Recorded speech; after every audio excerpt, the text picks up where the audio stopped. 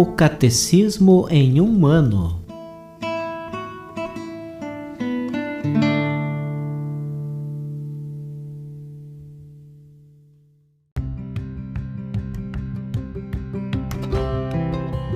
Olá, eu sou o Bruno, seminarista da Diocese de Ponta Grossa, Paraná. Você está ouvindo o podcast O Catecismo em um ano. Vamos ler todo o Catecismo da Igreja Católica ao longo de 365 episódios. Estamos utilizando a tradução em português apresentada pela CNBB em 2013, baseada na edição típica em latim. Baixe o plano de leitura por meio de um link que você encontra na página do Instagram, @o Catecismo em um ano, ou na descrição deste podcast.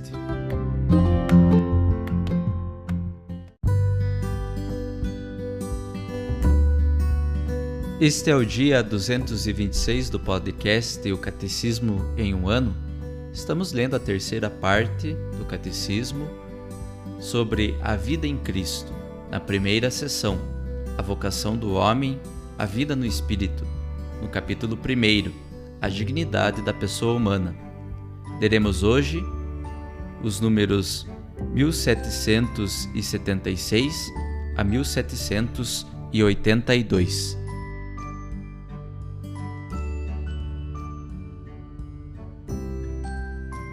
Artigo 6º. A consciência moral. Na intimidade da consciência, o homem descobre uma lei. Ele não dá a si mesmo, mas a ela deve obedecer, chamando-o sempre para amar e fazer o bem e a evitar o mal. No momento oportuno, a voz desta lei ressoa no íntimo do seu coração. É uma lei inscrita por Deus no coração do homem. A consciência é o núcleo secretíssimo e o sacrário do homem, onde ele está sozinho com Deus e onde ressoa a sua voz. Primeiro, o juízo da consciência. Presente no coração da pessoa, a consciência moral lhe impõe, no momento oportuno, fazer o bem e evitar o mal. Julga, portanto, as escolhas concretas, aprovando as boas e denunciando as más. Atesta a autoridade da verdade referente ao bem supremo, de quem a pessoa humana sente-se atraída, e acolhe os mandamentos. Quando escuta a consciência moral, o homem prudente pode ouvir a Deus que fala. A consciência moral é um julgamento da razão pelo qual a pessoa humana reconhece a qualidade moral de um ato concreto que vai planejar, que está a ponto de executar ou que já praticou. Em tudo o que diz e faz, o homem é obrigado a seguir fielmente o que sabe ser justo e correto. Pelo julgamento de sua consciência, o homem percebe e reconhece as prescrições da lei divina. A consciência é uma lei de nosso espírito que ultrapassa nosso espírito, nos faz imposições, significa responsabilidade e dever, temor e esperança. Ela é a mensageira daquele que, no mundo da natureza, como no mundo da graça, nos fala veladamente, nos instrui e nos governa. A consciência é o primeiro de todos os vigários de Cristo. É importante que cada um esteja bastante presente em si mesmo para ouvir e seguir a voz de sua consciência. Esta exigência de interioridade é muito necessária, porque a vida frequentemente nos coloca em situações de afastamento de toda reflexão, exame ou introspecção. Volta a tua consciência, a interroga. Voltai, irmãos, ao vosso interior, e em tudo aquilo que fizerdes, fixai o olhar na testemunha Deus. A dignidade da pessoa humana implica e exige a retidão da consciência moral. A consciência moral compreende a percepção dos princípios da moralidade, sindérese, sua aplicação às circunstâncias determinadas por um discernimento prático das razões e dos bens, o juízo feito sobre atos concretos a praticar ou já praticados. A verdade sobre o bem moral, declarada na lei da razão, é reconhecida prática e concretamente pelo juízo prudente da consciência. Chamamos de prudente o homem que faz suas opções de acordo com este juízo. A consciência permite assumir a responsabilidade dos atos praticados. Se o homem comete o mal, o julgamento justo da consciência pode continuar nele como testemunho da verdade universal do bem e, ao mesmo tempo, da malícia de sua escolha particular. O veredito do juízo de consciência continua sendo um sinal de esperança e misericórdia. Atestando a falta cometida, lembra a necessidade de pedir perdão, de praticar novamente o bem e de cultivar sem cessar a virtude com a graça de Deus. E com isso, tranquilizaremos na presença dele o nosso coração. Se o nosso coração nos acusa, Deus é maior que o nosso coração e conhece todas as coisas. 1 João, capítulo 3, versículos 19 e 20. O homem tem o direito de agir com a consciência e liberdade, a fim de tomar pessoalmente as decisões morais. O homem não pode ser forçado a agir contra a própria consciência, mas também não há de ser impedido de proceder segundo a consciência, sobretudo em matéria religiosa.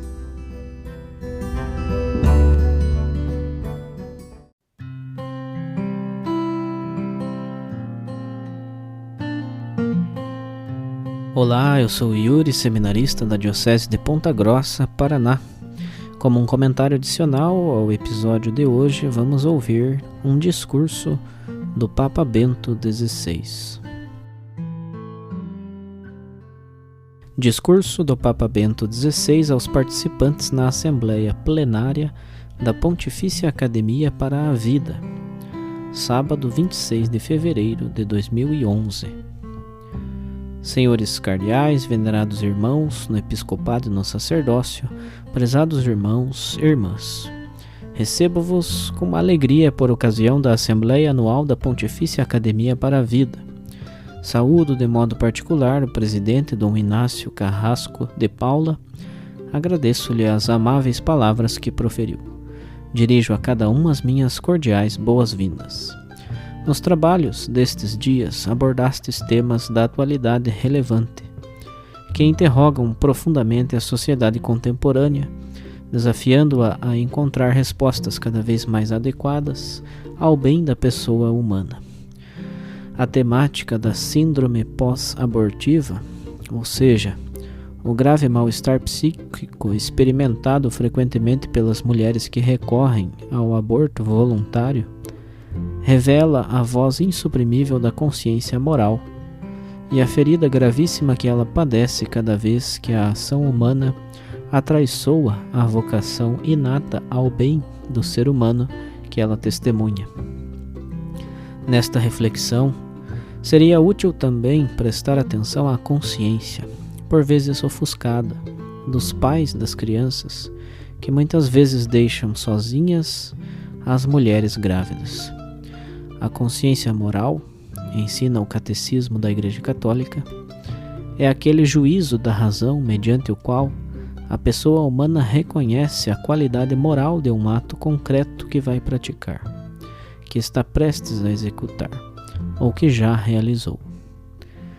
Com efeito, é tarefa da consciência moral discernir o bem do mal nas várias situações da existência, a fim de que, com base neste juízo, o ser humano possa orientar-se livremente para o bem. Há quantos gostariam de negar a existência da consciência moral no homem, reduzindo a sua voz ao resultado de condicionamentos exteriores ou a um fenômeno puramente emotivo? É importante recordar que a qualidade moral do agir humano não é um valor extrínseco ou então opcional. Nem sequer é uma prerrogativa dos cristãos ou dos fiéis, mas associa todos os seres humanos. Na consciência moral, Deus fala a cada um e convida a defender a vida humana em cada momento. Neste vínculo pessoal com o Criador, encontram-se a profunda dignidade da consciência moral e a razão da sua inviolabilidade. Na consciência, o homem, na sua integridade, inteligência, emotividade e vontade, realiza a própria vocação ao bem, de tal modo que a opção do bem ou do mal nas situações concretas da existência acaba por marcar profundamente a pessoa humana em cada uma das expressões do seu ser. Com efeito, o homem inteiro permanece ferido quando o seu agir se realiza contrariamente ao preceito da sua própria consciência.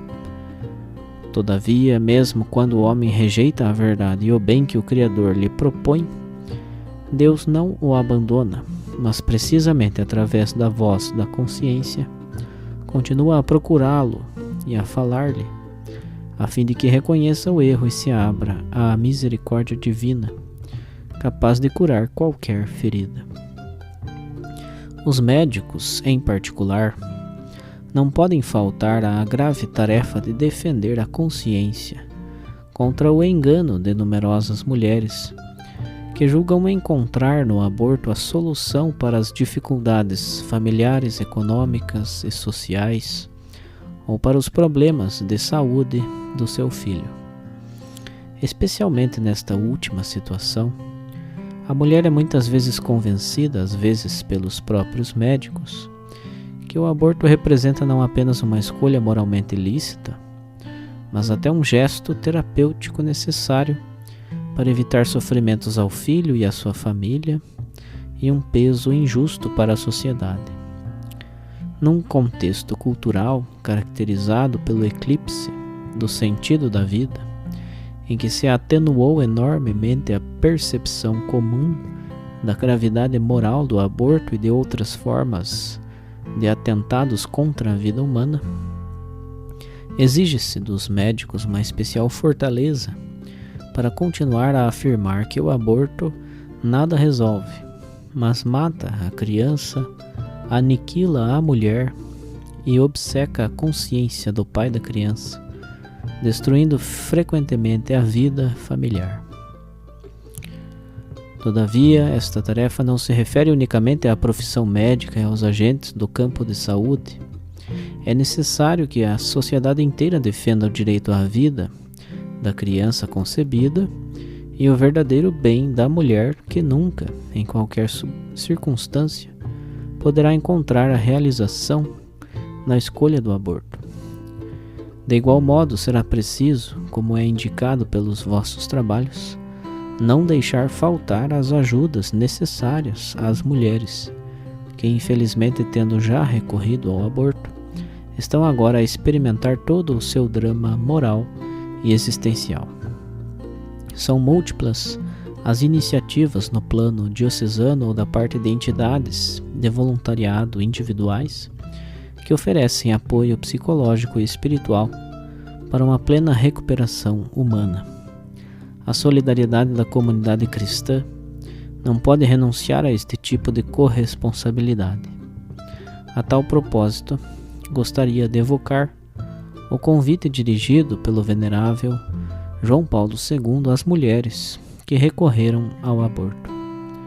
A Igreja está a par dos numerosos condicionamentos que poderiam ter influído sobre a vossa decisão e não duvida que, em muitos casos, se tratou de uma decisão difícil, talvez dramática. Provavelmente a ferida no vosso espírito ainda não está sarada. Na realidade, aquilo que aconteceu foi e permanece profundamente injusto, mas não vos deixeis cair no desânimo, nem percais a esperança. Sabei antes compreender o que se verificou, e interpretai-o em toda a sua verdade. Se não o fizestes ainda, abri-vos com humildade e confiança ao arrependimento. O Pai de toda a misericórdia espera-vos para vos oferecer o seu perdão e a sua paz no sacramento da reconciliação. A este mesmo Pai e à sua misericórdia podeis confiar com esperança o vosso Filho. Ajudadas pelo conselho e pela solidariedade de pessoas amigas e competentes, podereis estar, com o vosso doloroso testemunho, entre os mais eloquentes defensores do direito de todos à vida.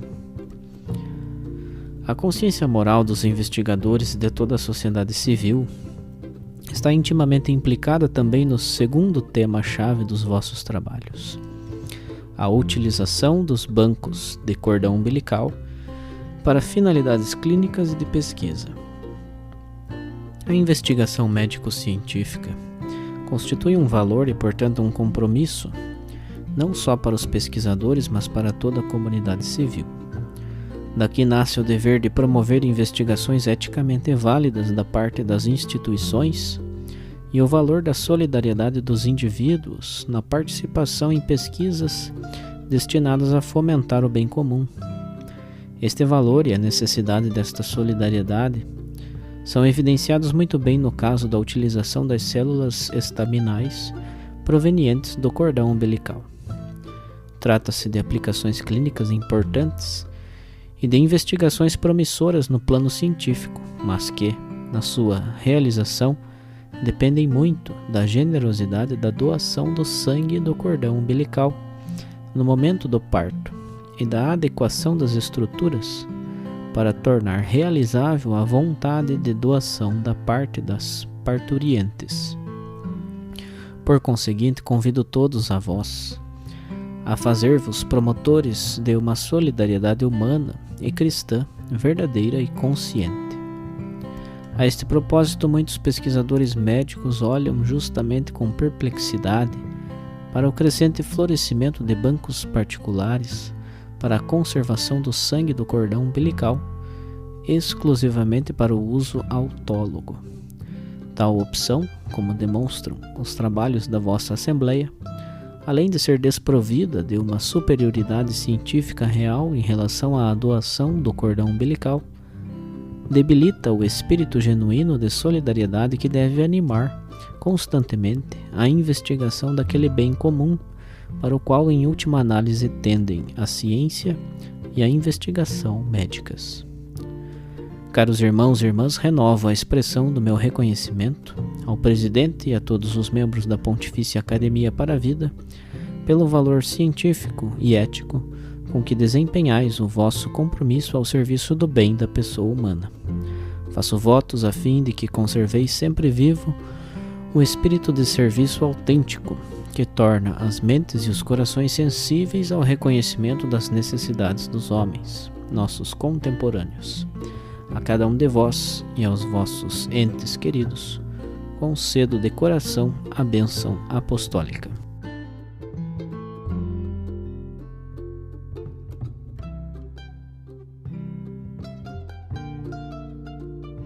Os textos das catequeses papais encontram-se na íntegra no site da Santa Sé, vatican.va.